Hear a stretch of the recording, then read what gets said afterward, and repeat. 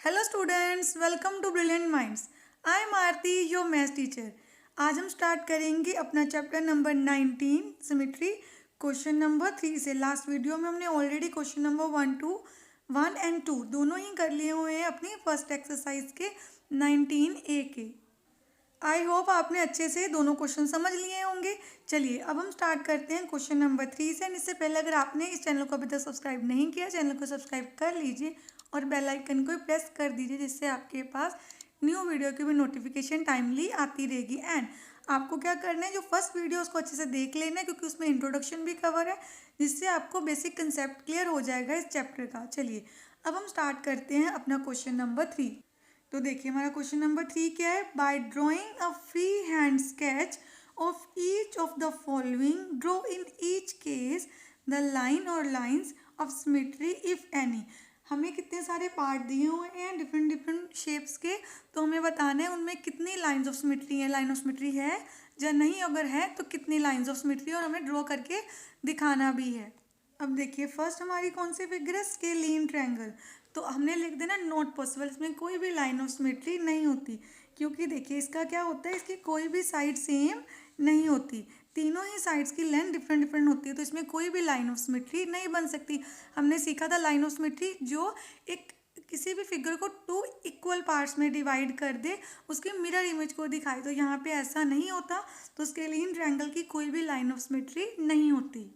अब देखिए हमारा सेकंड पार्ट क्या है, N isosceles right angle triangle. तो आइसोसेलेस ट्रायंगल कौन सी होती है, जिसकी ये 2 साइड्स होती हैं सेम, और राइट एंगल भी है साथ में, तो यहाँ पे बनना है राइट एंगल, जो आपकी से इक्वल साइड्स होती हैं वही राइट एंगल पे बनती हैं, तो आपने ध्यान देना है।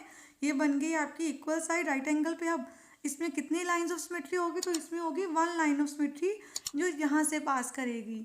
ये होगी हमारी 1 लाइन ऑफ सिमेट्री, और इस लाइन ने ये 2 इक्वल पार्ट्स में डिवाइड कर दिया, और ये एंगल्स भी क्या हैं, इक्वल। अब आ गया रोम्बस। रोम्बस कैसी फिगर होती है, ये देखिए इसकी सारी की सारी साइड क्या होती हैं, इक्वल। मैंने सेम सिंबल बनाया है, मीन्स सारी साइड्स हैं इक्वल। अब इसमें कितनी लाइंस ऑफ सिमेट्री होंगी, 2 लाइंस ऑफ सिमेट्री। वो कैसे बनेंगी, एक आपकी बनेगी ऐसे, यहाँ से ये सीधा जाएगी, ये होगी आपकी 1 line of symmetry, and second आएगी ऊपर से नीचे, तो हम यहाँ से यहाँ इसको ड्रॉ कर देते हैं। अब ये हमारी हो गई 2 लाइन्स ऑफ सिमेट्री, और आपने ध्यान देना है ये इसकी लाइन ऑफ सिमेट्री नहीं होती। देखिए जैसे ये रोम्बस हमने बनाया, और आप इसको लाइन ऑफ सिमेट्री नहीं बोल सकते। कैसे, line of symmetry means exact दिखना चाहिए। अब इस साइड आपको कैसे दिख रहा है, ऐसे ये बाहर को जा रहा है, और यहाँ पे ये ऐसे नहीं बना। अगर सेम हम ऐसी इमेज बनाते हैं तो वो ऐसे बननी थी, उसको हम बोलते हैं लाइन ऑफ सिमेट्री। ये इसको ओवरलैप करना चाहिए। इट मीन्स अगर आपने एक पेपर पे ये रोम्बस ड्रॉ किया, या एक पेपर को रोम्बस की शेप में कट कर लिया, जब आप सेंटर से फोल्ड करें वो बिल्कुल ओवरलैप हो जाए, एक दूसरे के ऊपर आ जाए। पर जब आपका पेपर इस साइज़ का होगा तो वो ओवरलैप नहीं करेगा। जैसे देखिए ये पेपर है, ये पेपर हमारा रोम्बस शेप का। अगर इसको सेंटर से हम फोल्ड कर दें, तो फोल्ड कैसे करेंगे, हमने इसको पकड़ा, एग्जैक्ट इसके सेंटर से हमने इसको फोल्ड कर देना है, जो इस पेपर का सेंटर होगा।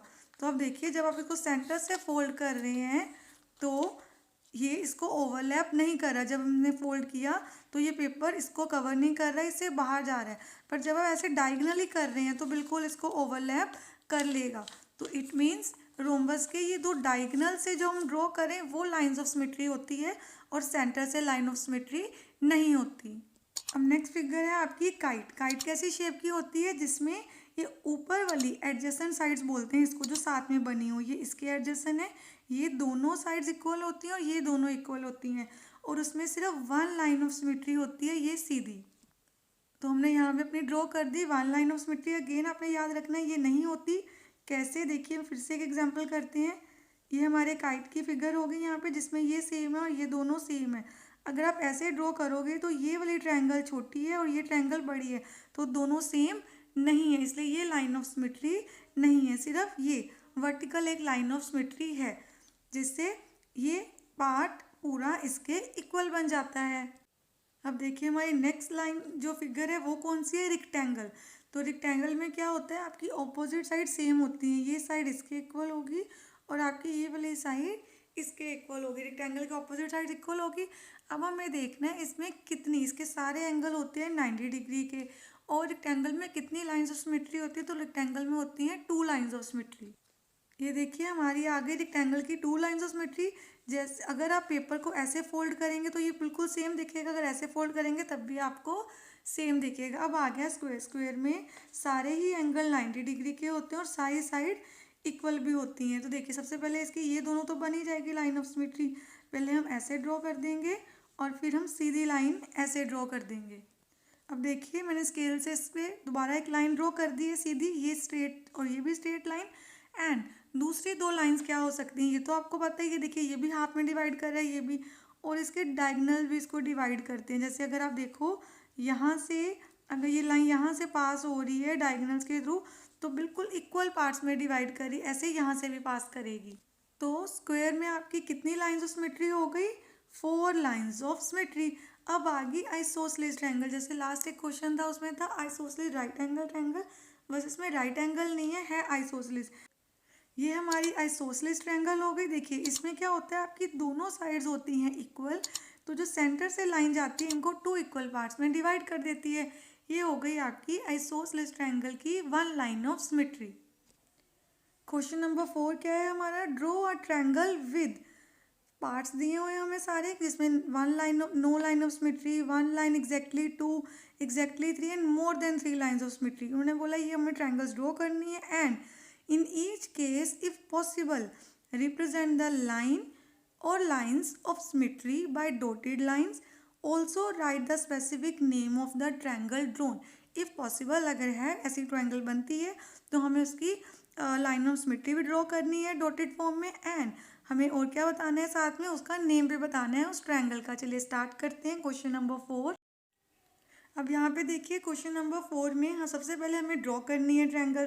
तो फर्स्ट है हमारा no line of symmetry. No line of symmetry बनती है आपकी स्केलिन ट्रायंगल में जिसकी कोई भी साइड सेम नहीं होती। देन आ गया आपका ओनली 1 लाइन ऑफ सिमेट्री। तो 1 लाइन ऑफ सिमेट्री बनती है आइसोसेलेस ट्रायंगल में। तो आइसोसेलेस ट्रायंगल में क्या होता है, 2 साइड्स इक्वल होती है और सेंटर से हम लाइन ऑफ सिमेट्री ड्रॉ कर देते हैं। अब यहाँ पे देखिए थर्ड पार्ट में क्या है, एग्जैक्टली 2 लाइंस ऑफ सिमेट्री। तो एग्जैक्टली 2 लाइन सिमेट्री किसी भी ट्रायंगल की नहीं होती। जहाँ तो देखिए कोई भी लाइन ऑफ सिमेट्री नहीं होती, आइसोसेलेस में होती है 1 लाइन ऑफ सिमेट्री। किसी भी ट्रायंगल में 2 लाइंस ऑफ सिमेट्री नहीं बनती, तो ये आएगा नॉट पॉसिबल। अब देखिए हमारा इस पार्ट में क्या करना है, exactly 3 lines of symmetry.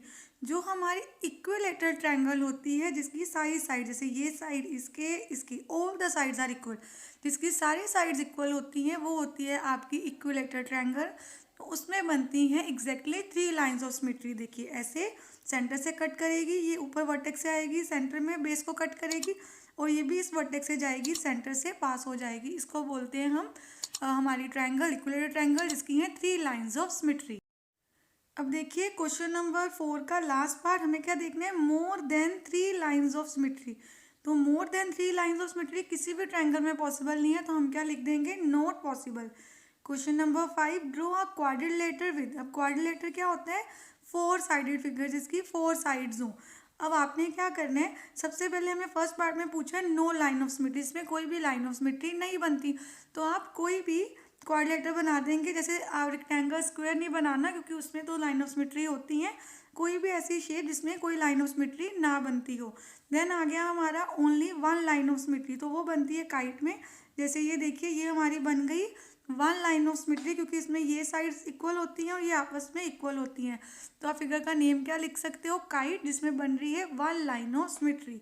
Then अब यहाँ पे देखिए थर्ड पार्ट में एग्जैक्टली 2 लाइंस ऑफ सिमेट्री बनानी है, तो वो बनती है रेक्टेंगल में। तो आप इस फिगर का नेम भी लिख दीजिए यहाँ पे, रेक्टेंगल, जिसमें हमारी बनती हैं 2 लाइन ऑफ सिमेट्री, एक ऐसे और एक ऐसे। देन नेक्स्ट क्या है, एग्जैक्टली 3 लाइंस ऑफ सिमेट्री। तो किसी भी क्वाड्रिलेटर में 3 लाइंस ऑफ सिमेट्री नहीं बनती, तो आप लिख दोगे not possible. Exactly 4 lines of symmetry बनती हैं स्क्वायर में।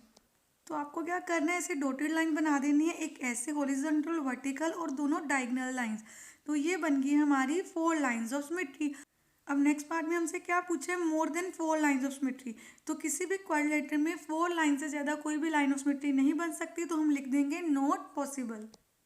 अब हमने आज क्वेश्चन नंबर 3 से लेके 5 तक अच्छे से कंप्लीट कर लिए हैं। नेक्स्ट वीडियो में क्वेश्चन नंबर 6 से स्टार्ट करेंगे। आई होप आप सारे स्टूडेंट्स को यहाँ तक अच्छे से क्लियर हो गया होगा। मिलते हैं नेक्स्ट वीडियो में। एंड अगर आपको वीडियो अच्छी लगी है तो please like share subscribe and press the bell icon, जिससे आपके पास न्यू वीडियोज़ की भी नोटिफिकेशन टाइमली आती रहे। Thank you for watching.